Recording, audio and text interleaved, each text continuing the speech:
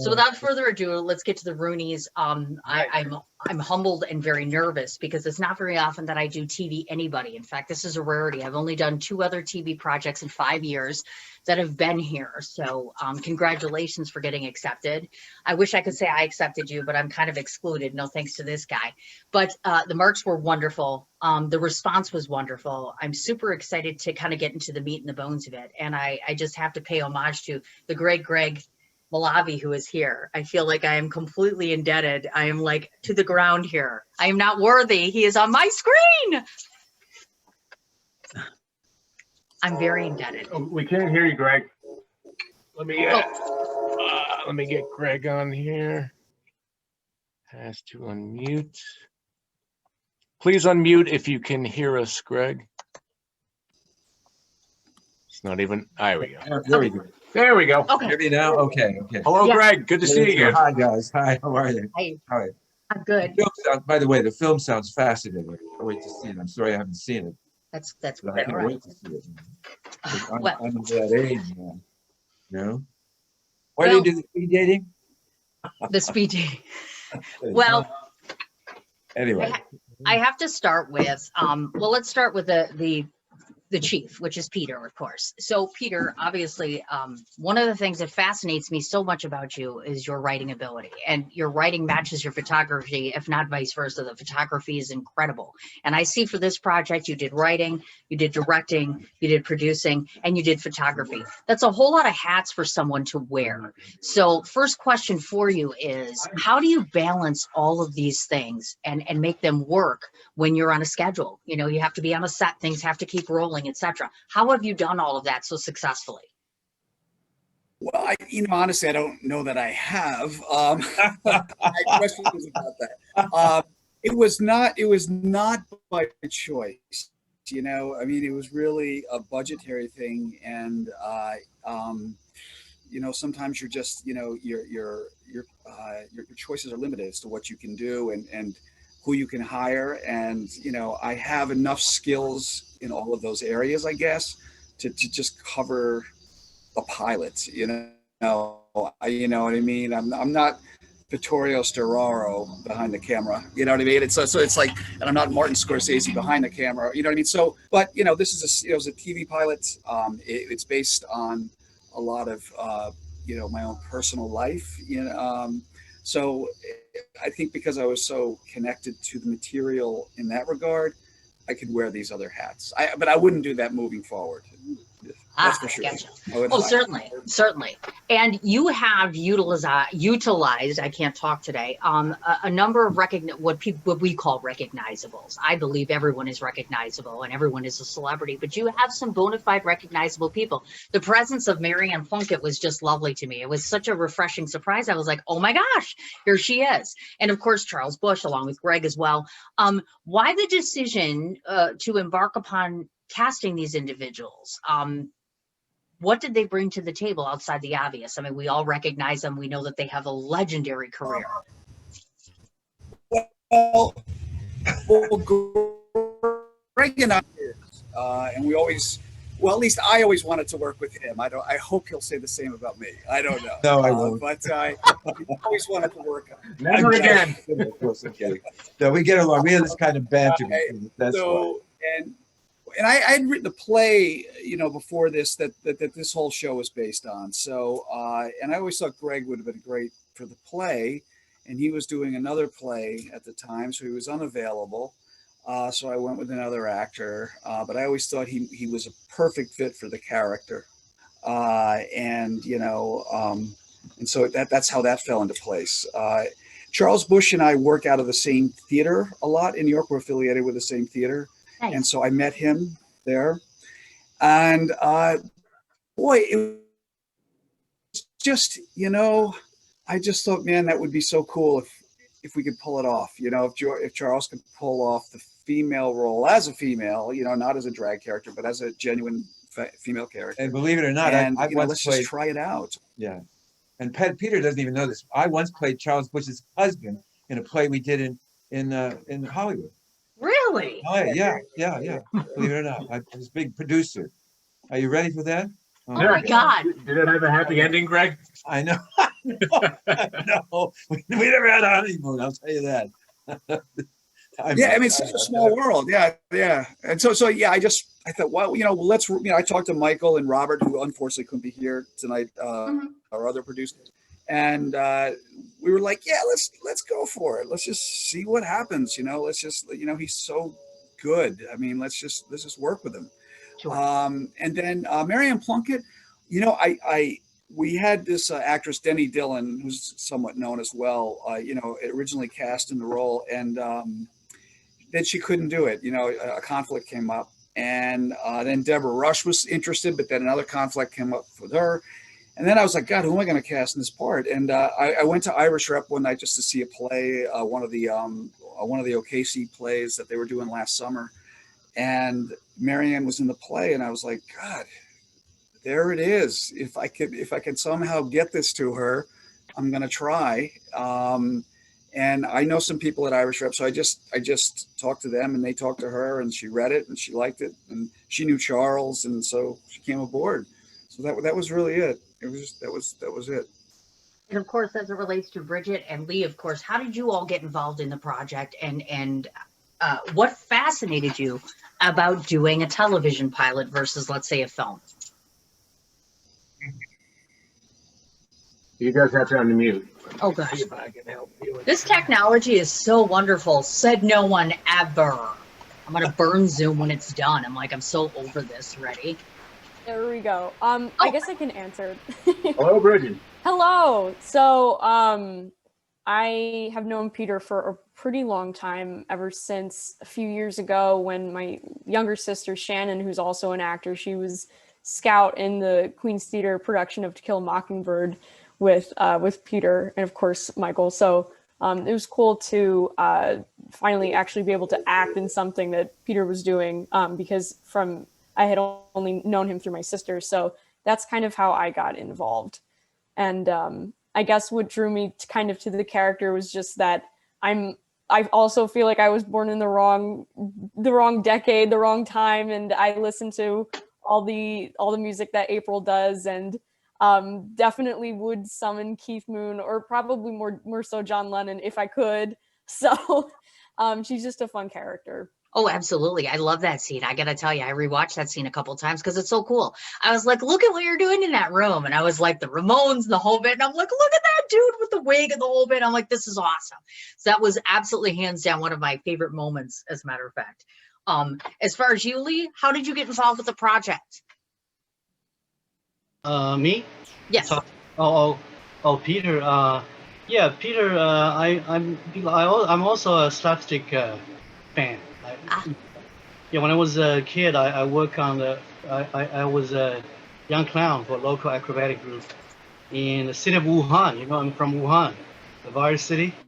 It's your fault, Lay, right? So fitting. Yes, seriously. Wow, I didn't know that. Wow. And He infected us all. it's all my fault. No, I'm kidding. No, it's not. Stop blaming him. No shame on this. Anyways, yes, Lee. And Peter cast me he said, I want to play a funny lawyer. I was very excited. So, even though it's a small role, but I really enjoyed the work. And I was, anyway, my objective, I think for the role, I think I was trying to planning everything. I think if my clients everything goes follow my plan, I will definitely win. But in court, everybody just breaking my plan. It's everybody's out of my expectations. So eventually, I lost. Anyway, I really enjoyed it. Anyway, I made a mess anyway. So I really enjoyed it. Yeah. So that brings us back to Michael over here. So of course, obviously, you are a producer on this project with Peter as well. So with you both being producers and creators of this in part, were you able to pick your own roles? And do you feel that it was the right choice for you? Meaning, could you have been one of the Rooneys, and then he would have ended up, like Peter would have ended up playing the captain or the officer, excuse me? No, Peter, I got involved first just in the stage reading that Peter did. We can't figure out exactly how long ago that was, but we did it. It went well. And Peter just said, and I've been in couple of Peter's plays. I've read another thing. So he just comes around and says, "You would be great for this. Come over and do it." And I do it. And then over time, we just said, "Hey, what happened to the Rooneys? Let's pick it up again." But I was always pegged as Officer Charles from the start. Peter knows, they're his characters, and he knows what he's looking for in them, and tends to cast very well. So I'll trust his judgment on that. And for you, Pete, you're in the right. You wanted to be the Rooney kid. Great. I don't know. Originally, a good friend of mine did the reading. I didn't do the reading. I didn't play that role. Lev Gorn, you might know, he was on The Americans. He's a kind of a well-known actor. It's hard to play yourself, like that's something that's so close to yourself sometimes. You just so I don't know. Like I still don't know. You know what I mean? Like if somebody really good and famous wanted to take over, if we sold the show, and I'd bow out in a second. Fine, take it. Sometimes I like to use my imagination more as an actor, and it's hard. I always find it hard to be in my own things just in general. I'd rather not do it because I don't give myself the freedom to explore the character the way I think an actor needs to do. I think an actor needs to be somewhat detached from the material, and if you write it, you can't be that. You can't be detached from the material. So, if it's based on you as well, if it's a kind of autobiographical, I think it makes it that much harder because you just kind of get locked into how something should be, even before you start. And I think that's not how the acting process should work, really. So, the jury's still out, I guess is what I'm saying. But again, like with cinematography, right? I was available. I was cheap. I was, I knew I'd show up. So that's kind of, and I knew, I'm in the ballpark of the character. So that's how it worked out. Now, Greg, I would presume that, literally you could have your... He used a gun to get me, as I recall. You could have your selection of any series you want. You could work on anything you choose. So why the Rooneys? Why this project? Peter asked me. It's that simple. If you ask people, I asked Jack Nicholson once to get me a role in the movie that he was going to do. He said, "Well, there's only one part you could play." And he said, "Which one is that?" "It's you." "It's me." And I said, "Okay, Jack, thanks a lot." Yeah. We were in the same acting class together, Oh, sure. Yeah. And so, people ask, I didn't get the role, but if you ask, sometimes you get things, and he asked me and I said, sure, why not? Because I like him and I liked it. And I thought, well, why not? What the hell? I got the sense that you were improvising some of that, or were you kind of verbatim from the script? Verbatim. Oh, really? But we did the same thing on Mary Hartman. We acted like we were improvisational. We weren't. Huh. We weren't allowed to do that. That's the whole secret, though, is it not?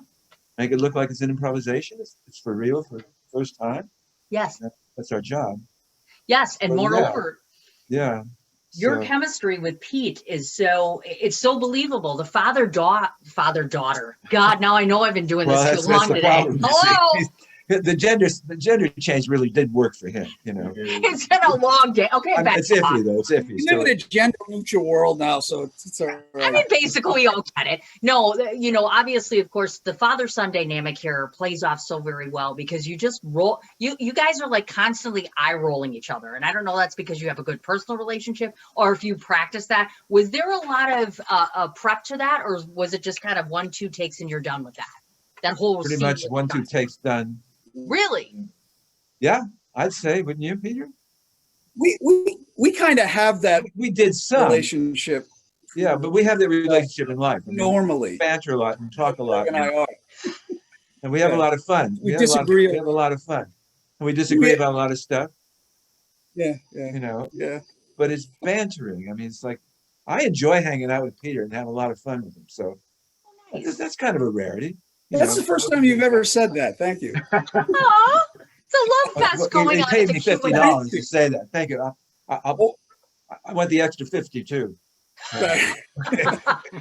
Now I have to ask, Michael, obviously, of course, I'm not sure that everybody in the room knows this, but of course, since the time of your creation, Cece has passed, of course. So I'd like you to talk a bit about what it was like to work with her, and more importantly, share with the audience a bit about the person you got to know away from the camera and what we're missing out, because I'm truly very sad that she passed. Well, Sheila, I've worked with before. This is stage reading, if I remember correctly. Got to know her a bit, social media and all that. And then I had a screening of another film, a couple of screenings. One she showed, and this is somebody I barely know that we just had a brief encounter, as it were, on a stage reading. She shows up out of the pouring rain, late for as the end credits are rolling up.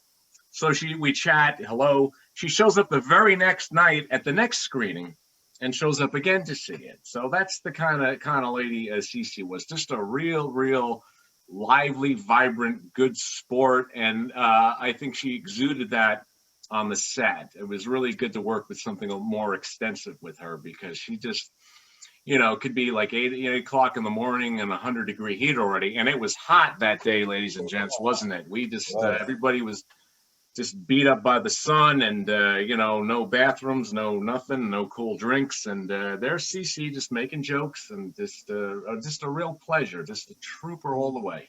Oh, what a sad. What a Especially sad. during the car scene. The car sequence was so hot. We couldn't have the air conditioning on because of the noise, and it was brutal. Remember, I almost threw up. I had to go in and and get like Pepto Bismol. Like remember right. Right before we were doing our it was miserable. And And Greg, you had a wedding to get to, I think, so you were on the clock, and everybody was just, let's get out of here. Yeah. It wasn't mine, though, thank God. Oh my God. And Peter that day he gave me a wrong address. Oh So my God. I went to location I know. with my full costume. Google Maps. With my Google Maps. full costume, jacket, everything, tie, and I was really hot. I was calling Peter. Peter never answered me. I was waiting outside for 1.5 hours. That's right, you were. Yeah. Yeah. Eventually, I found a place by myself, and Peter was shooting. He said, "I'm sorry, my phone was off." Yeah. Oh, by the way, I met Peter in a theater for New City, because I worked for street theater for about quite a few years, and I always see Peter was performing on Lower East Side Festival of the Arts, right? Mhm. And then Peter cast me to play what? I forgot the sketch you wrote on LES. That one, he was playing I forgot that one. Anyway, we had a good time. Right, that's right. Last year, like in 2019. Yeah. Yeah. And he cast me to play this. So thank you. I'm very happy to work with Greg, and also anyway. That's right. That's yeah. Now, Bridget and Lee, I have a question for you, because I've told Michael this many times. There's always people that stand out in a production to me. And in this case, I'm sure he'd tell you, I'm obsessed with that judge woman. I'm telling you, I am obsessed with this woman. Just obsessed. So I want to talk a bit about, you have a cast that's not small, obviously. You've got producers and actors all put together. But what was it like to work with her? Because she almost seemed perfectly suited for Greg's character. I was like, I could totally see Greg hooking up with the judge. That's wrong, isn't it? That's wrong. I shouldn't say that. They're dating on the side. I'm kidding. Yeah, she was terrific. Wasn't she She's terrific? a hoot. Yes. Yep. I loved her. Yeah, Me too. She was terrific. Totally believable. Yeah, Melinda Tanner. Yeah, she really was. I mean, I didn't like her sentencing, unfortunately, I didn't have but like other than that, it's fine. extensive contacts with her, but she really was amazing. Yeah. One So for were you you. guys. Aw. See, now for you two guys, I mean, I can only imagine. First of all, like I said, I'm not an actor. So let's say I walk on a set. So then you have Miriam Plunkett and you have Greg there, and then you have him and all these other great, phenomenal actors all on the same set. Isn't it just like one of those moments where you're just like shell-shocked? Like, holy shit. Oh, sorry. I'm looking around and there's like all these really famous people that are great actors and great people. And what is that feeling like? What's it like to be on a set with that sort of stardom, if you will? Yeah, I mean, that's what happens when you have a really, really strong ensemble cast. But you're right. I mean, it can be a little bit intimidating, but when everybody's so good and so professional, you kind of just feed off of that and they put you at ease and you're able to just do your job and feel good about it. Nice.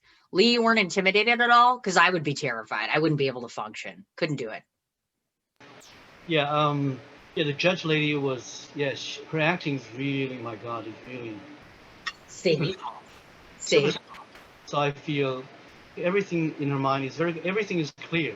So it's helps my acting. I was listening, so I can react. And also Greg was by me. So what's going on? He didn't follow my plan, and also then Peter was. So everybody's anyway. It's a great experience. Absolutely. She's really, my God, really Nice. star actor. I thought you were from Shanghai. If I'd known you. Yeah, I am from Shanghai. My father's from Shanghai. Really? Well, there you Yeah, go. my father from. I grew up in Shanghai. I was born in Wuhan. My mother, she's teaching math in Wuhan. My father and my mother, they both are college teachers at that time. So I was born in Wuhan, and I grew up in Shanghai with my grandparents. Well, I have to tell you, one of the things that the judges noticed about when they were watching this production was the fact that it's not really, I mean, yes, the core relationship really does center around Greg and Peter, and of course, obviously, Charles's character, but it really is a bunch of relationships going on and their dynamics all at once. You know, you've got your character, meaning this young lady and her Ramones thing going on. You've got the son that's coming back to visit Charles's character. You've got Greg's relationship with his son, but yet he's still got to deal with being under this arrest. There's multiple relationships being looked at here all at once. So it begs to ask the question, moving forward, since it is a pilot, are we going to be able to see the strengthening of just the familial relationship, or are you going to peel back the layers of everyone? I want to peel back the layers of everyone. And that's why it was so hard to write the pilot, to try to pack all these characters into the pilot. You know what I mean? Because there's so many. But I think it's all, in the end, it's going to be interwoven. Like all their stories are going to be interwoven, and which is going to be very important. You know, I think it's very intrinsic to the show, what will be the success of the show. You know, as it developed. And like all my favorite shows, you know, have that, you know, whether they're dramas or comedies, you know, they have, you know, multiple characters. One of my favorite shows of all time was Soap. It's probably my favorite. Oh God, sitcom. yeah. You're talking about, I mean, they had so many characters on that show, you know, the two families, and then, you know, and all this, you know, people that split off from that. And then my favorite drama is probably The Wire. So you have two shows that have, you know, multiple characters, but it's a lot of responsibility to try to keep it all, you know, first of all, you know, keep everybody in the show, keep them interesting, you know, keep their story moving forward, and also keep it part of the overall narrative of the show, to keep the show moving forward at the same time. So that's the trick. But that's what I want, you know, that's how I see it. Yeah, you know, that's how I see it. I see like Michael's character as very important, you know what I mean? Even though he's not part of the family. You know, and Lay's character will also be, you know, would be a recurring character, because the father and the son are going to constantly be getting into trouble under house arrest. They're going to always need a lawyer, you know, to try to help them out. So, you know, he would definitely be like a recurring role. Bridget's character is, you know, as part of the family. It's a very, you know, important role. You know, and she has I have a whole storyline mapped out for all the characters in the first season, at least. You know, what they want, where they're going to go, you know, what their stories are, and how they weave into, you know, to the overall story of the show. Now to you, Michael, I have to ask this question. You know, for some reason, when I watched it the first couple of times, what I was thinking is I could have pictured you starting off with Greg's character first, and then eventually sticking it, kind of priming the pump with Greg's character first, and then being in the car with Pete afterwards with his character. Well, right after the hearing, Sheila and I are there for protection, but then we have to transport the convicts. So you know, I was originally signed, but I asked to switch so I can get my good old school buddy. So I can't have both, no. Oh, of course. And are we going to see an eventual raveling of that? Meaning we get to find out why it is that you have such a problem with Pete's character, where it gets more intensified and more emotional. We get to the nitty gritty of what's really going on. Oh, sure. Well, Pete, I don't think it's a stretch to say that Officer Charles will his main job is to be the troublemaker, the poker of the bear throughout the series, right? Yes, yeah, and to keep Paul in his place and to enjoy doing that, you know, it just adds to Paul's consternation. You know, back in Albany, you know, would want to be, Mm-hmm. you know, and there's Officer Charles, like a nemesis from childhood, a competitive friend, from childhood, that never let go of the competition. Perhaps I'm saying if I have to live here, you have to live here too. Right. I mean, you couldn't be happier that this happened to me, really. You know what I mean? This is just beautiful. This is beautiful, Yeah. Who was it? What philosopher said? True happiness is seeing your neighbor fall off of his roof. Very true. That's kind of sad, but very true, isn't it? I'm not sure. So to collectively to the cast, I ask you, because of course we live in a world where it's 2020, you have lots of streaming competition. Everybody is kind of planted at home right now. There's so much that's available in terms of content, and even more so, you're delving into a realm of television, which isn't like going into film or indie film, etc. Much more competition, much harder to get picked up, etc. So collectively as a cast, I ask you, what is it about the House Arrest Rooneys that you feel could be a sell that'll get you into a whole season of programming?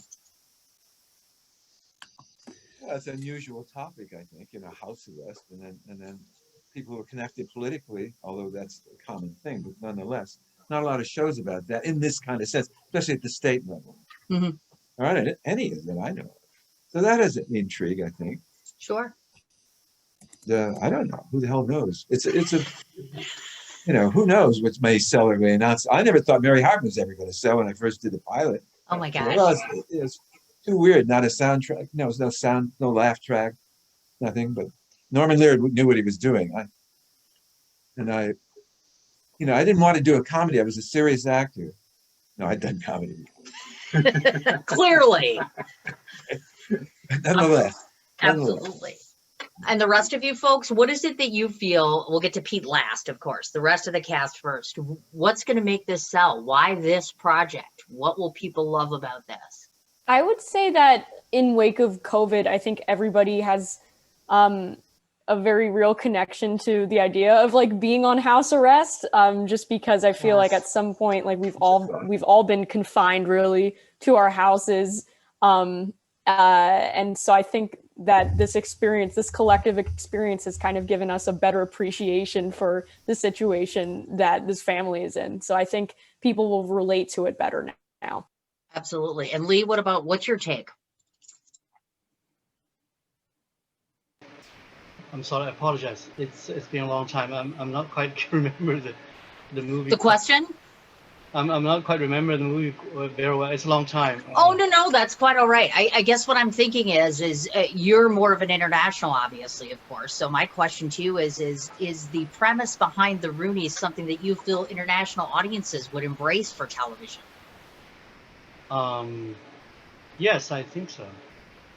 It was such a classic answer. Yes, I think so.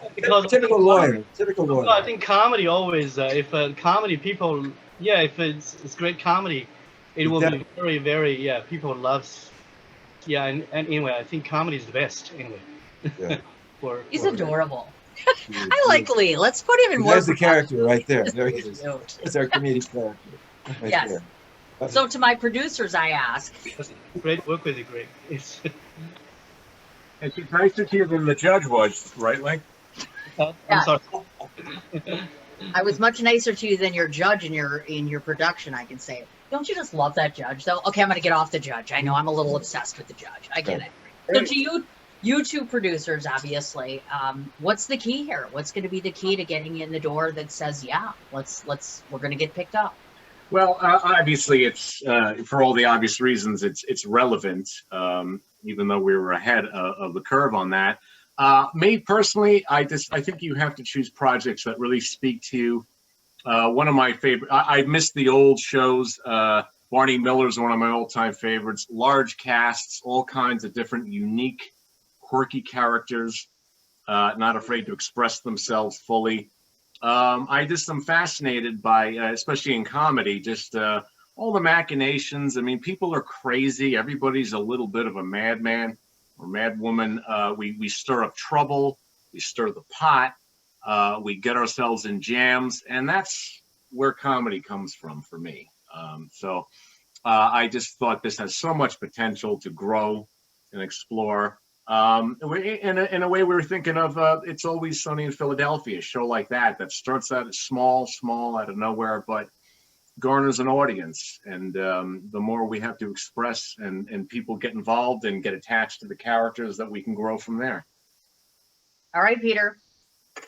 Yeah, I mean, I think conceptually, it's never been done before. Like, just the concept of having a confined family comedy, where they literally can't get away from each other, under house arrest, under these circumstances, is new. And I don't even know of a movie that's done that, or even a play, which is surprising because it would make a great play, actually, when you think about it.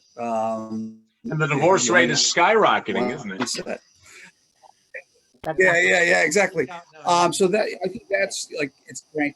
And also what Bridget mentioned, the fact that, everybody is kind of has just gone through this in a way, so this was kind of, looking into the future when I wrote it, I guess. I never thought that the world, between this and my photographs, the world would become those things, that it kind of has, So I think, that also helps. But it's also like a very human story. It's, it's about people that are not perfect. And so I think all the great sitcoms really tap into that, or any great comedy. Am I on? Am I doing okay, Mike? Did I drop out? A little bit, yeah. We're just you got me. I think you're okay now. Okay. So I mean, I think that this is it's just a very, very, down to earth human story about imperfect people, and you have fun with their imperfections. You have fun with their quirks, and it's also political. It's about a political family, and politics. I don't want to get it too hot. Like politics is a little bit too hot these days. I mean, it creates too many enemies these days, as opposed to, really good dialogue. But this show is going to allow for that. We're going to get into that a little bit. So hopefully there'll be a little bit of a healing aspect to this too, which I think the country actually needs very much. Absolutely. So where do you go from here? Are you going to do more festivals? Are you continuing to pitch? What's the game plan from here? I mean, pitch season would normally be now in Los Angeles, but it's sort of not really happening because of this, because of the COVID thing, and nobody knows what to do right now. You know what I mean? Sure. They want to listen to new ideas, of course, but they don't know what to do with what they've already got and what's actually going to come back and actually even go back into production. There's a few shows that are back into production now, and they're like the guinea pigs, and everybody's kind of waiting to see what happens. So like everybody else, we're like, what do we do? We thought we had a plan 6 months ago, for the fall. It was a damn good plan. It just became an irrelevant plan. Yeah. What do you do? So we're trying to figure a way out. I mean, we're trying to figure it out like everybody else. When meetings are going to be, taking place again, in mass, like they normally are in September and October, and just try to get in the door that way. And until that time, build up press, build up recognition for the project, attention through social media, like everybody else. That's really all we can really do right now. Of course. Are you planning to come to the awards night? Any of you? I can show up. Mike will be there. Well, he'll be here I naturally. got to turn the damn thing on, so yeah, I guess I'll be around. Yeah, he's the boss. You're kind of operating everything. Right. I should let you folks know, if memory serves me right, 2 or 3 nominations. Not too shabby, I have to say. I was pleasantly surprised. I wasn't quite sure if that was going to happen, so I'm pretty impressed with that. So she won't tell me what they are, so no, I won't. I mean, I'm not. I tried. I tried. You know what? It's like eventually it's going to be like 3 a.m. and I'll be like, okay, you happy now? Y'all got your laurels. Y'all know, the whole bit. The box of trophies is downstairs. It is literally. I said to her, you got to sleep sometimes. Yeah. So, yeah. I'll be shocked if it's cinematography. That would just be. I know nothing. Well, I know everything, but I'm just not giving it away. But this much I will tell you. The judges were pleasantly surprised to be able to rate something on a television narrative, which is a little different than what we're used to.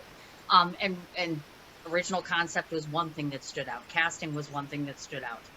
I'm not going to lie, there wasn't a lot said about cinematography. There were certain little things. The things that you're nominated for are genuinely earned. I will say that much. I'm very impressed. And ironically, Michael is competing against someone from your project. So, Oh, wow.